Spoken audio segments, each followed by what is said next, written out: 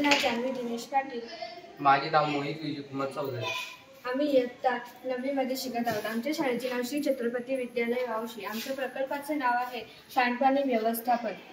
आपल्याला जागोजागी सांडपाणी आणि घनकचऱ्याच्या समस्या पाहायला मिळतात। शहरांमध्ये आणि गावांमध्ये सांडपाणी रस्त्यावर सोडले जाते, त्यामुळे रोगराई पसरते आणि येणाऱ्या जाणाऱ्या लोकांना त्याचा त्रासही होतो। या समस्येवर उपाय म्हणून आम्ही हे मॉडेल तयार केले आहे। या मॉडेलचा तुम्ही प्रत्यक्षात वापर करावा अशी आमची इच्छा आहे। या मॉडेलमध्ये घरातून निघणारे सांडपाणी हे टाकीमध्ये जमा केले जात आहे।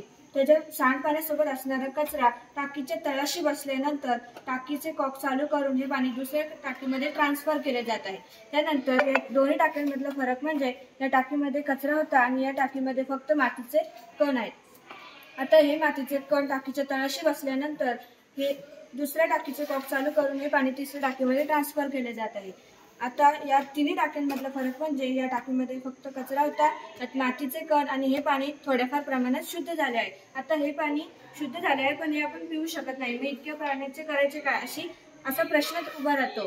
तर हे पाणी आपण शेतींना नक्कीच देऊ शकतो। त्यामुळे शेतींना भरपूर प्रमाणात पाणी मिळेल आणि पिकांमध्येही चांगल्या प्रकारे वाढ होईल आणि उन्हामध्ये पाण्याची टंचाई निर्माण होणार नाही पिकांसाठी। आपल्याला जर स्वच्छता अभियान राबवायचे असतील तर ते आपण अशा प्रकारे नवनवीन प्रयोग करून राबवले पाहिजे, तरच आपल्या देशाचा विकास हा नक्कीच झपाट्याने होईल।